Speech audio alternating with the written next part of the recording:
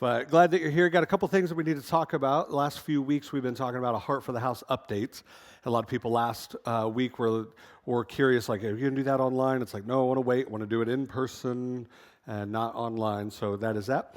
So we have already talked a little bit about the campus update about it. So you've seen that we've moved all the trees. It's all covered in snow now, but all the trees are gone. Dirt, rock, stuff like that is all moved. Everything is pretty much at elevation of where it's going to be. And then from here, we start doing some of the infrastructure with septic and utilities and different things like that. I think in the process where we're at, sorry, my ADD is like way strong today, so just like, okay, there we go. Stay. And so where are we at? Heart for the House, update, next steps. So we have signed a contract with a septic engineer. They're going to be designing our septic system. Yeah, that doesn't sound like super, yeah, exactly.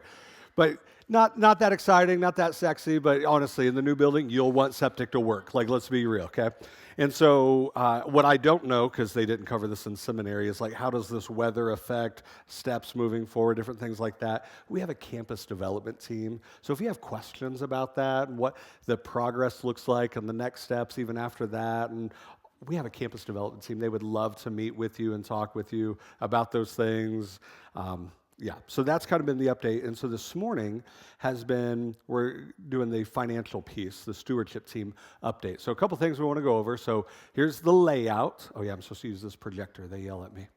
So here's our layout. So this is like a slab foundation. So if you're wondering like what this big flat area out here is going to be, yeah, a building is going to be setting on that, right? So it's a standalone slab building, metal building, kind of like what we have, like we've always talked about it, like it's not going to be laid out in gold with stained glass. It's just more of what we already have. So you got the sanctuary, lobby, Cal Kids is there on the right, a lot of bathrooms, which is good, but that is kind of the layout of the building. And then we also had the architect give us a little bit of a rendering. That is what it would look like, and it's all said and done. So we're excited about that. Yeah, absolutely.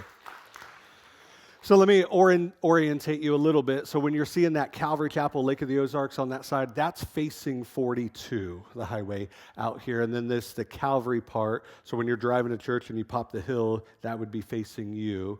So if once this would be done, you would see our current building right behind that in the background type thing. So that would kind of orientate you where we would be. So that is the mock-up from our architect engineers of the new facility. So let's jump into some numbers of, okay, where are we at in the process? So if you remember, in May of 24 is when we officially launched this. Did a lot of work on the back end, but May is when we officially launched the campaign and the results. And we've been doing a 3-year kind of giving pledge time frame, and we've raised about $1.1 million in that 7-month time. So absolutely excited about that. Yeah. Our actual collection, like what has come in, because some of that is pledged, what has been received by the end of December 24 has been $756,000 and some change. Now, what makes that number even more incredible is we also still have normal ministry general fund expenses. And our budget here is roughly around $610,000.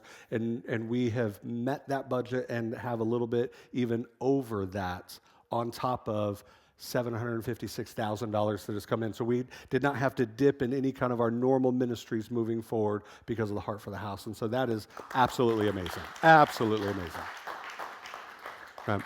And so what else? We got some other numbers here.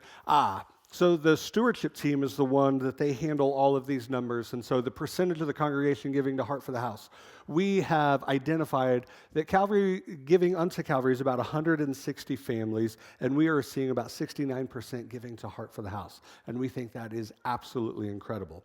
The stewardship team has a goal that they want to try to reach, and 80% is a goal that they've put on themselves. And so just to talk about that a little bit, where if you are giving, like some people are giving and haven't filled out a pledge card, we would love for you to be able to do that. They're still available out there on the Heart for the House wall.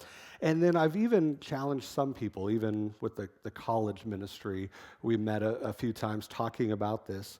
And there can be the thought that, well, I can't give much, and since I can't, what would it really matter because I can't give much, and so we don't give at all to it.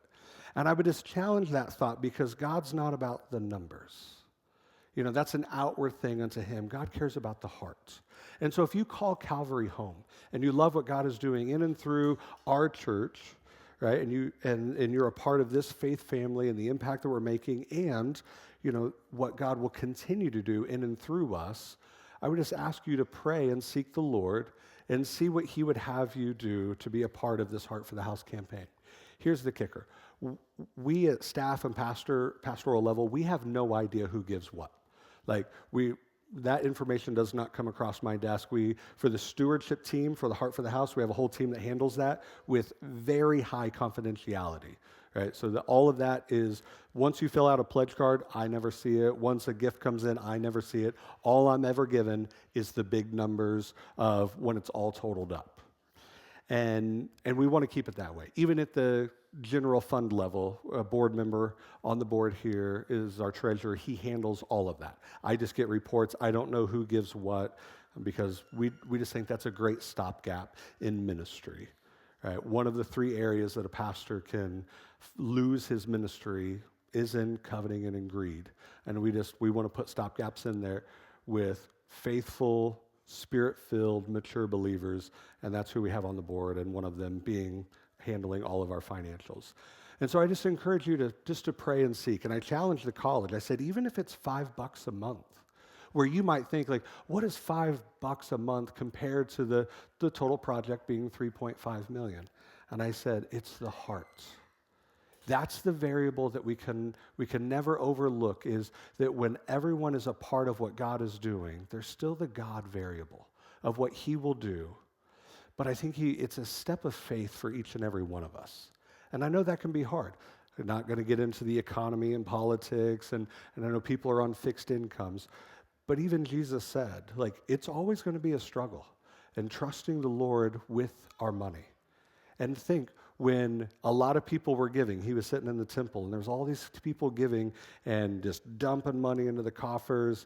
The only person that he commended for their giving was the poor old widow who walked up with 2 copper coins, and she gave both. And I'm not saying you have to give both of your copper coins, but it was the heart in which she gave, not what she gave. And so I just encourage you to seek the Lord, ask and see if he would not put a number, and trust him in that. And if it's $5, praise the Lord that you trust him and that you want to be a part of what he's doing, not just right now in our present, but knowing what he wants to continue to do in and through Calvary to reach the lake area for Jesus. So I just really encourage you to be praying through that. And I think we have one more, yeah. And so what have we spent already? And so obviously, the moving the trees, the dirt, a lot of rock that we've had to go through and getting everything where it's set. We have architect engineer cost, other things that I have no idea about because I'm not that smart. I have people way more smarter than me that are handling these things. But we're to the tune of about $616,000 into the project already, which is just amazing to see God moving and seeing the vision of where we're going as a church. So we're definitely going to be praying for Heart for the House. Now, what I do want to say, at the board level, we talked about this. We really took some time, and it's kind of a serious conversation. There's a lot of churches that will go through a building campaign and a building fund. And anytime that God is doing a work, we always have to know and expect that the enemy's going to follow in and try to sow seeds of doubt, seeds of division, seeds of anger and frustration. And we know we're not immune to that. And as the senior pastor here and leading the board, I can tell you that I feel really confident that there, at that leadership level, there isn't any of that division, that we are in unity as we're walking forward with wisdom and discernment, but it really is a work of God that he is doing in and through us. And so if you're here and maybe you need a little bit more info, maybe you're struggling with a couple things like, oh, there's a pastor again talking about money. Well, so did Jesus. Jesus talked about money a lot. And so if you have an issue with that, take it up with him. Let me know how it goes, right? But if there's anything that you're struggling, you just need more info, or there's a lack of clarity in something, don't allow the enemy to sow seeds of division and frustration and anger. Please come and talk to us, right? God always has a heart for unity and reconciliation within his body, right? Remember, he's coming back for a bride, not a harem. And it can be easy to get frustrated and angered because I don't like how this is going and I think this and that and da-da-da. True, right? There's different ways that we could have approached this, and this is the way we as the leadership of the church have decided. But if you're frustrated or struggling through it, any questions about it, we want to meet with you. Let it be from the campus development side. We have a great team that would love to meet with you, and the stewardship team. And if you're struggling with the vision and the direction that God has for us as a church, please come and talk to me. I'm the Chief Vision Officer of Calvary and would love to share what God is doing. You know, like I share with Pastor Geron a lot. I said, I got to be steps ahead and think about where does he want us to be in this next year, in the next 3 years, in the next 5 years? And how does that vision that God has for our church, how does that play into real life, everyday faith for us as a church? And so if you ever question or struggling through anything of what we're doing, please come talk to us. We'd love to guide and direct you to the right people, because what we don't want is to allow anger, bitterness, frustration to get a foothold in your heart and you just quietly leave out the back door. Because I promise that if the same Spirit that's doing a work through Calvary and Heart for the House, it's the same Spirit that opens the Word and opens our heart and minds to the Word every Sunday, it's the same Spirit that can bring unity to His body. But if I don't know what to do as your pastor to help you through it, right? And so I just really encourage you, if that is you, or if you just want to know more about it, like some people just need more details, and that's perfectly fine. We're okay with that.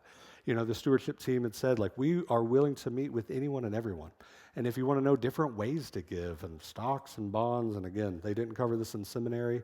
These people are way smarter than me, would love to meet with you and say, hey, how can you be a part of what Calvary is doing? You just have to let us know, and they would love to meet with you. Let it be, on a Sunday, just got a couple questions passing, or if you need to sit down for coffee or lunch, they would love to do that. So just please come find me, and I would love to direct you to the right people.